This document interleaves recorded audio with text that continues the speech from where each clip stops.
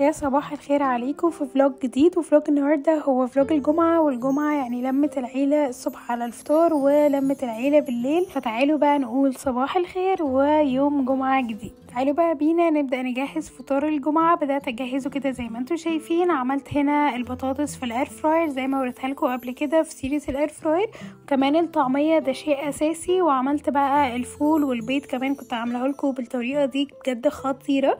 حطيت بقى معاه شوية خضرة وخيار وجرجير وكده، وعملنا طبعا الفول وضربته بالهاند بلندر. واهم حاجة واكتر حاجة اساسية الصراحة بحبها هي الجبنة بالقوطة. وده كده كان فطار الجمعة، الفطار اللي احنا متجمع فيه وبجد بحبه قوي، بيكون ليه مود كده معين. بدأت بقى ان انا اعمل البخور علشان بحب يبقى فيه مود كده مختلف. حطيت هنا البخور وبدأت ان انا احط عليه بقى الفحم والبخور.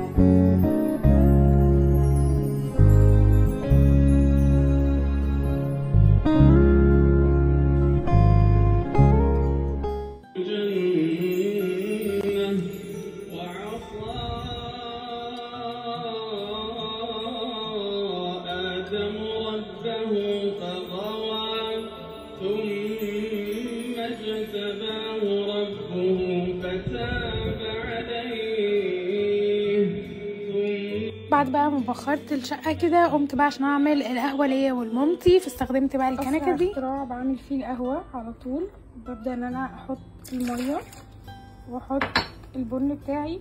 دي بلجأ لها يا اما لو انا مستعجله على طول، لو انا مش عايزه اقف على طول برضو واخلصها شغل الزرار وفي ثانيه بيكون القهوه جاهزه. متاخدش حرفيا دقيقتين على بعض.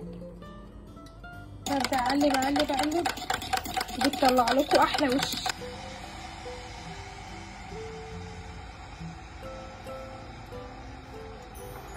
نبدأ نجهز كده الكوباية بتاعتنا. أول ما نسمع الصوت بتاعها بيعلى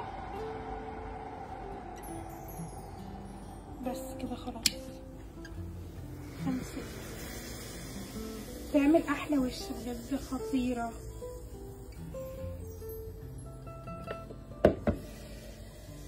قهوتنا تكون جاهزه، وفي اللحظه دي اول ما شربت القهوه على طول قمت بقى احضر الغدا. عملت الكيكه بتاعه السوشي دي خطيره، واكيد صورتها لكم بس بجد تحفه.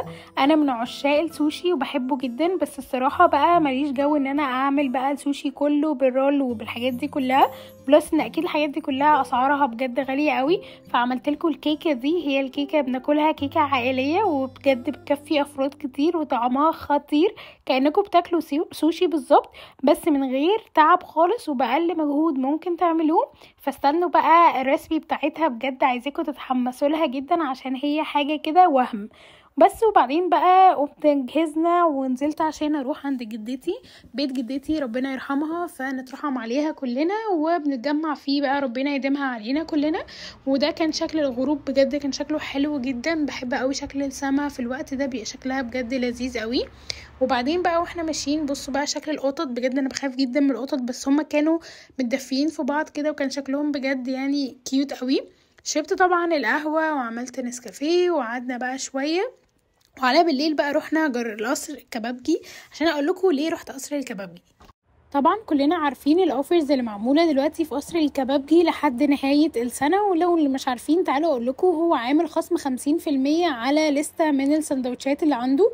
انا رحت هنا فرع التجمع واللي بيكون موجود على شارع 90، ورحنا تقريبا الساعه 1:10 بالليل ودخلنا بقى في المكان. خلوا بالكم ان انا لما دخلت سالت الاول على الاوفر قال لي ان هو مش موجود او هو خلص، وعلشان نحجز الاوفر ده بنحجزه الساعه 11 الصبح. وبعد ما مشيت رجعت تاني عشان بابايا كان عايز حاجه معينه، قالوا ان في السندوتشات، فتاكدوا كويس قوي قبل ما تمشوا. طلبنا الاوردر كله وفضلنا بقى واقفين مستنيينه. الصراحه الاوردر اخد بالظبط تلت ساعه. سمعت كتير قوي ان هو بياخد اكتر من كده، فتلت ساعه كان حلو قوي. مشينا هناك على 1:03 وكان الاوردر بقى كان خلاص جاهز. ده طبعا شكل المحل من بره وكده جاهزين بقى. اخدنا الاوردر الصراحه وطلعنا على البيت على طول، وهعمل لكم بقى ريفيو هناك. احنا جبنا سندوتشات التندوري، الفراخ التندوري والكفته، ودول اكتر سندوتشين كان معمول لهم ريكومنديشن من كذا انفلونسر يعني. وبعدين هنا اجرب بقى التشيكن تندوري علشان اقول لكم طعمها كان عامل ازاي. فبصوا ده الباكجينج بتاعته بجد خطيره. العيش نفسه اصلا معمول هم اللي عاملينه، فالعيش نفسه حلو قوي. والاحلى من كده ان حجم السندوتشات الصراحه يعني كويس، وحجم الحشو نفسه كان حلو قوي. يعني الكفته كانت كفته كبيره، والفراخ التندوري كانت حلوه. بس الصراحه اللي معجبنيش ان الفراخ التندوري كان في منها كتير صدور، مش كلها وراك، وده عكس اللي انا سمعته من كذا انفلونسر. فده كده شكل التشيكن تندوري بجد هي حلوه. فتعالوا بقى اسمعوا ريفيو. بما ان احنا عارفين كلنا ان قصر الكبابجي عمل بقى اوفرز دلوقتي على الساندوتشات لحد نهايه السنه، فالساندوتش ب 30 جنيه بدل 60 جنيه. طلبنا بقى التشيكن تندوري والكفته، ده كان اكتر ريكومنديشن للاثنين. فده التشيكن تندوري كده بيكون الصراحه مليان شويه، بيكون يعني ساندوتش مليان. تعالوا بقى ندوقه ونشوف. نقول اول حاجه بسم الله وندوق بقى الساندوتش نشوف.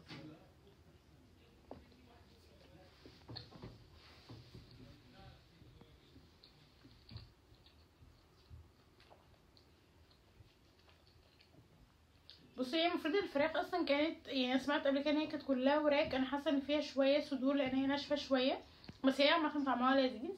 فبس كده روحوا بقى والحقوا. انا رحت كان الساعه 1:15 وخلصنا، اخدنا الاوردر بتاعنا على الساعه 1:15.